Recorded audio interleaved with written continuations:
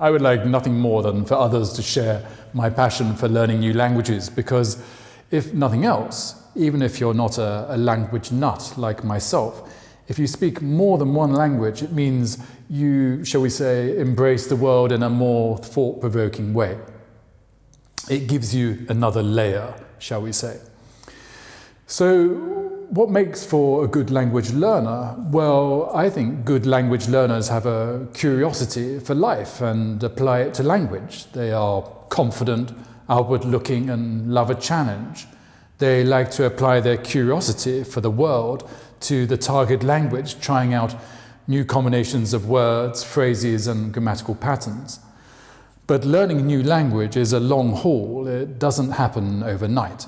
You have to be patient, determined, and persistent in your efforts.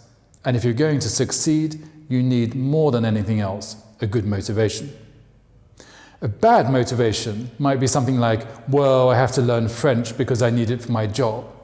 Whereas a good motivation might be, I want to learn Russian because I've met the woman of my dreams and she doesn't speak a word of English. Believe me, with the latter motivation, you will learn fast. With some languages, such as Russian, the challenge of learning a new language can, however, be spread over many years and never goes away. If you learn a language like Russian as an adult, the learning process never ends. Many would be put off completely by this, but for me, that eggs me on even more. If you're always learning, your mind will stay young. You are alive and awake to the world.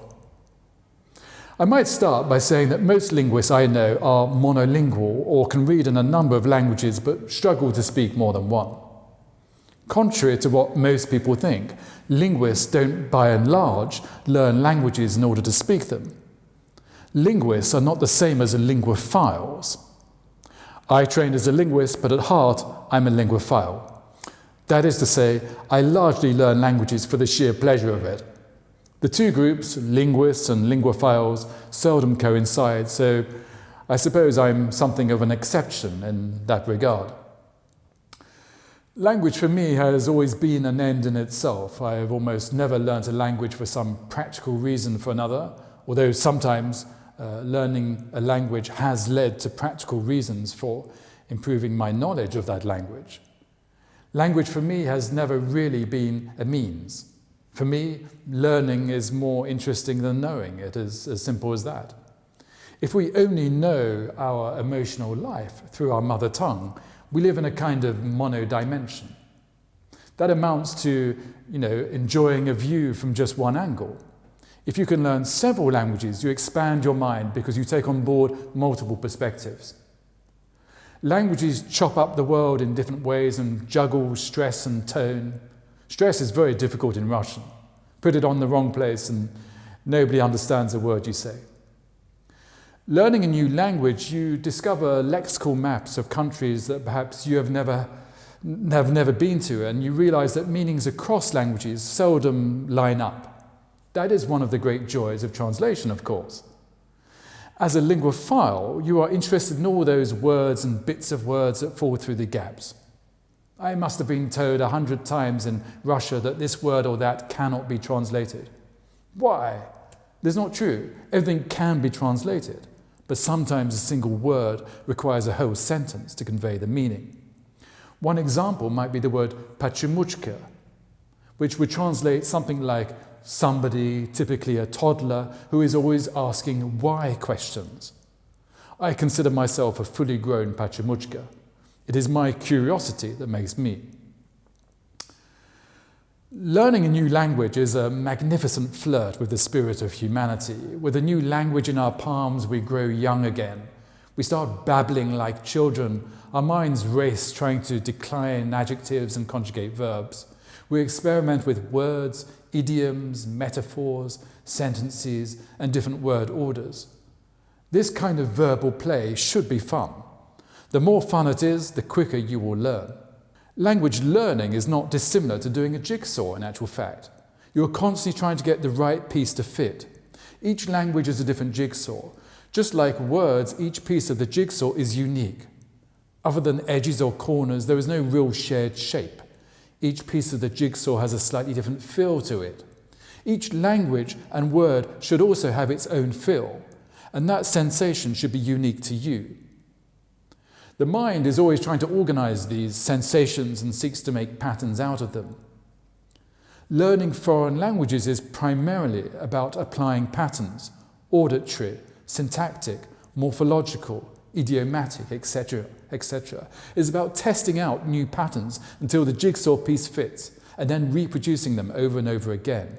The right pattern with the right voice, the right rhythm, and one might add, the right gestures. When you start to learn a new language, don't worry about not being able to remember what you think is an important word. The really important words end up explaining themselves because they keep reappearing, and slowly these words will start to pop up in your mind. At some point they will become automatic and you won't have even noticed. It is the same with grammar and case systems. Don't be put off by a language that has 6 cases or more.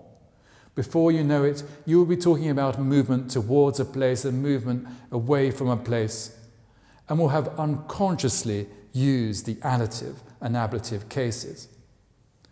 The hunters of northwest Greenland spend their spare time visiting one another.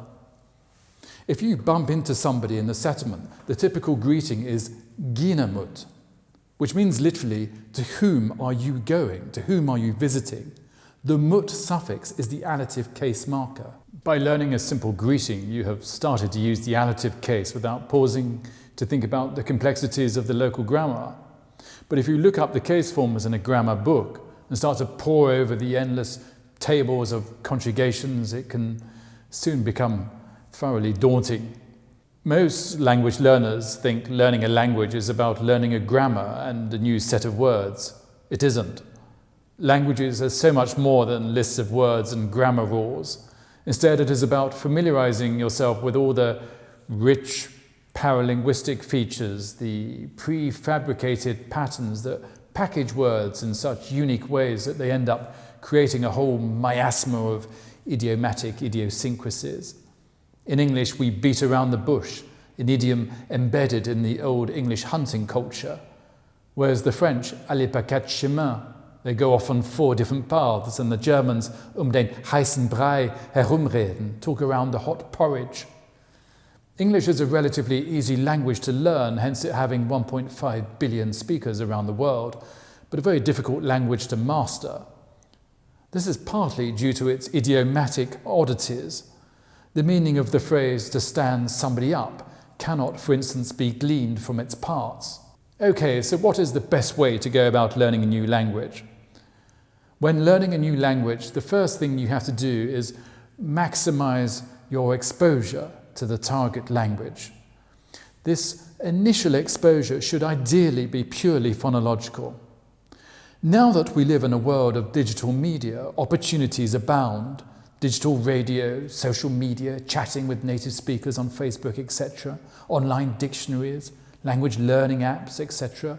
The most important thing you can do at this early stage is to develop your acoustic perceptual awareness and your auditory memory. The first stage of foreign language learning should, in my opinion, be about internalizing the basic rhythm of a language. At first, approach a new language really as if it were a piece of music. Close your eyes, listen to the target language on digital radio on a regular basis before picking up any grammar or dictionary or writing anything down. What comes first is auditory memory, not the lexicon.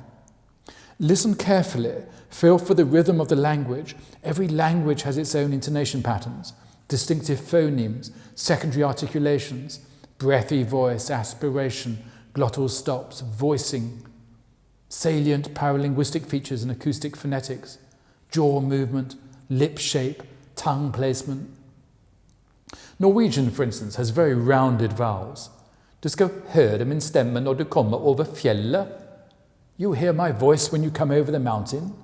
It requires quite strenuous movements of the lips compared to, say, Russian, which can be spoken without barely opening your mouth. Watch Russian men speak to each other and you will see what I mean. Whereas Icelandic is very aspirated. Morgen. I'll see you tomorrow. It sounds like the breeze blowing. Portuguese and Swedish can sound nasalized. Now follow me to Portuguese. Brazilian Portuguese is spoken almost entirely through the nose. In Swedish, you can hear the nasalization on the last word med in the sentence ska du inte bli med. And Danish is heavily glottalized. Jag kan inte finna ihop ben och gån. For me, these are the salient phonological features of these languages, but depending on your mother tongue, the most salient features for you might be quite different. What you need to do is make a mental copy of the rhythm, the timbre, the quality of the sound distinct from pitch and intensity, and the flow of the language.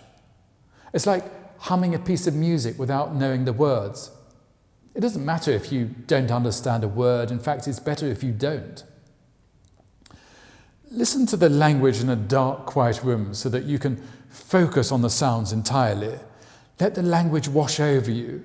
Listen to it as if it were a Beethoven symphony. Russians have a good acoustic memory because they learn things by rote, so this exercise should come easily to you. If you internalize the rhythm of the language early on, you have a better chance of reproducing words and sentences correctly once you actually start to learn the language. If you don't manage to internalize the rhythm early on, it will prove much harder later, as you will have, if you like, programmed into your mind the words and phrases with the wrong background music, so to speak. One effective way of internalizing the rhythm of a target language is by learning by heart a poem in the target language. Once again, Russians are good at this because you do it at school. We used to learn things parrot fashion too, but not anymore. When it comes to learning languages, some of these old-fashioned techniques work best though, or when it comes to developing your auditory memory at least. Have a listen to this language and think impressionistically how this language sounds to you. Oidjeveit som hava fjätla och gröna loj, med föla taunski maju ashtiger, och taktu erotaive mjötlum vetra twi. A lucken go more fudgle taja twina fjär, och oerenna vackra här och fexa negv. Så loingi solin rola I fjätla morgon twi, ta vilja atla skunde saju blån skägv, och skutji fär grönan av vjötla liv. God signi mitt fölein föröja. God signi mitt fölein föröja. This language is Faroese, the language of 50,000 people living on the Faroe Islands. To me, with all those palatal fricative sounds such as j in skudji, it sounds like someone squelching in mud. This language has a rural sound to it, with all those soft lateral fricatives such as fjell, and then all those colourful long diphthongs such as ui.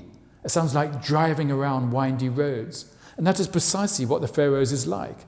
An archipelago of 18 unspoilt, industrialised islands in the mid-Atlantic where life is slow, the roads are windy, and people ponder over the words. You might notice how very unphonetic the language is. The pronunciation uyashta is difficult to glean from its spelling. But listen to your target language and make your own impressions. Find the language on digital radio, tune in and let the language make its own acoustic footprint. How about this language? How does this sound to you? Kana na unigagtungia yu, na la hochwega, kieni amaka unigarenia yu lara letga, kanga oanga damani hildumi havishimi idulinga, ak de nanohuanu na kavimo kadidaktara. Behokte, oanga nanomamik, takugama hushlugoama, tumingangicho, oanga dulok, oanga februami havishimi chikikatunga. Hamani, Januami, Februami, Pinyatoroi, Kangali Akani Makdo, Nano Pinyakapdo. This is Polar Eskimo, a language spoken by 700 people in northwest Greenland. You can hear the language as a series of glottal stops. It sounds like a series of jerks. It never really gets going. If you spoke this language with the flowing, mellifluous rhythm of French, nobody would understand a word you said. Instead, you have to tune in and copy exactly the rhythm and flow. The sounds of this language come from the back of the throat. Many of the sounds are velar and uvular. The next step is to start to learn the most basic, fundamentally, frequently used words. Vocabulary comes first, then grammar.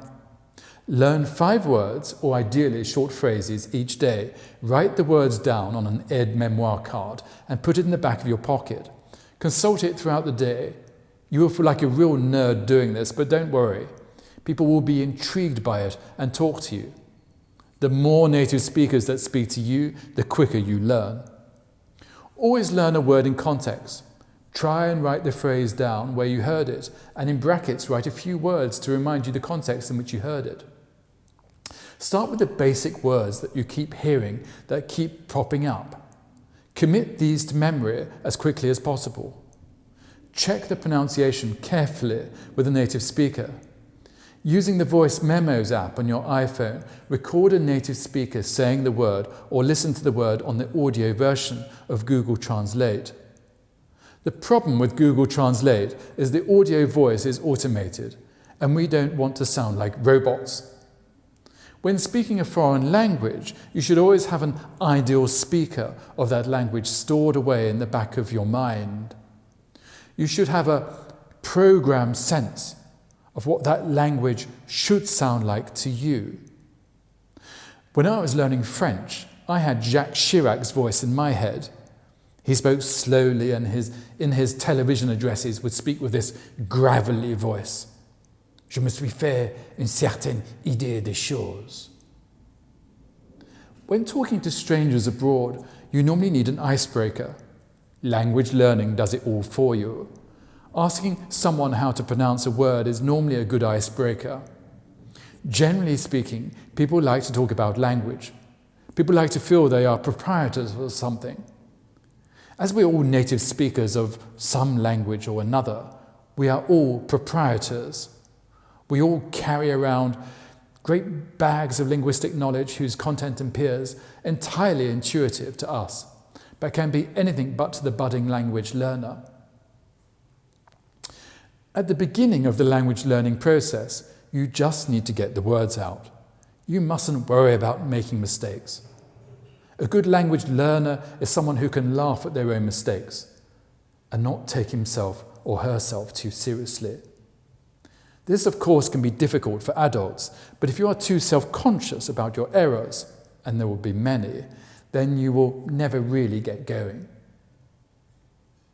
When you first start to learn a new language, it is important to learn to say a few sentences perfectly with the right pitch, intonation, and stress in the right place.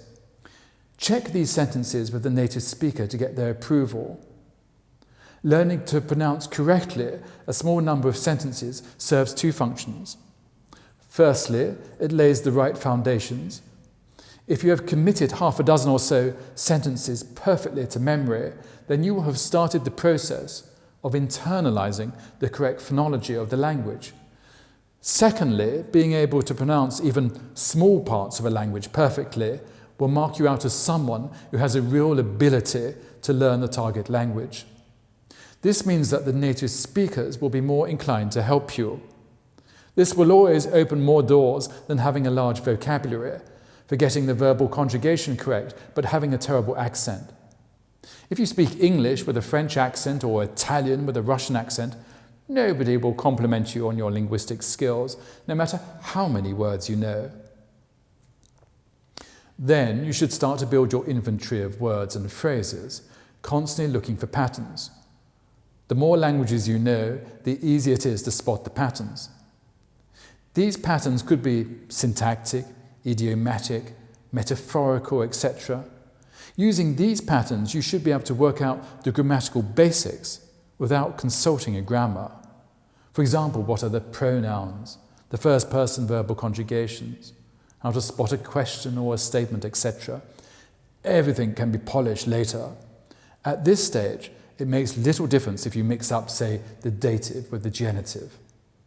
Unfortunately, many language learners do not realize this.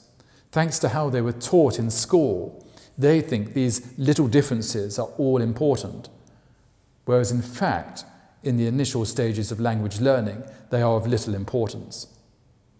Native speakers don't care if you mix the cases up. They really don't. If you try to speak with perfect grammar from the beginning, you won't get the words out. You have to make mistakes in order to learn. You will have the mindset of the linguist and not the linguophile. But remember, linguists paradoxically do not normally make for good language learners. You should only consult a grammar once you have a definitive question that you want answering, such as, say, when you use tebie and when you use tebia in Russian. Grammar may seem like a big stumbling block for a language learner, but it soon disappears into the subconscious. The problem with consulting a grammar right at the beginning is threefold. It tends to put language learners off. Grammar is for many a childhood bugbear. It does not encourage you to form those all-important patterns which comprise the basic language learning mechanism, and it does not motivate you to play and experiment with language. Grammar books do not at first help with the cross-pollinating function that is learning a language in situ. The more you play and experiment with new words, phrases and idioms, the quicker you will learn and the more fun it will become. The other thing to remember is language learning should be a social event. Sitting at home, trying to learn a language from a book alone will not lead to good results. You will be the linguist and not the linguophile. Try and find a native speaker who shares your interest in language and who will tolerate all your questions, perhaps in exchange for questions about your mother tongue. A dual language conversation might keep your interlocutor interested. But remember that native speakers, unless they are linguists, are not generally interested in grammar. Grammar is taken for granted. The grammar of one's native language is inherent, and so questions about such and such a case or declination might be met with a blank stare. That's when you need your grammar book to fill in the gaps in your knowledge.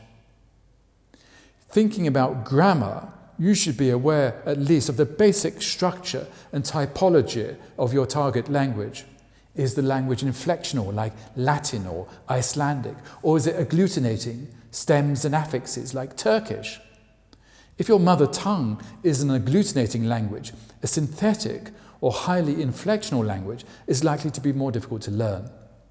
Once you know this, the task of organizing the order of words will become easier. When you are learning a new language, try and make a series of what you might call ethno-linguistic observations along the way. What are your initial phonetic impressions of the language?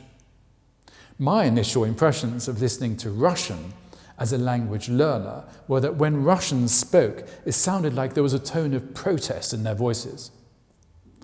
When in northwest Greenland, my first field notes spoke of Polar Eskimo being a language of imperatives and commands, nerigit, eat, ihigit, look, agerit, come, etc. These were amongst the first words that I learned. Such words tended to be shouted. Try and identify early on the key words and the cultural concepts. The most common word in northwest Greenland is surely ammaka, perhaps. The answer to most questions is ammaka.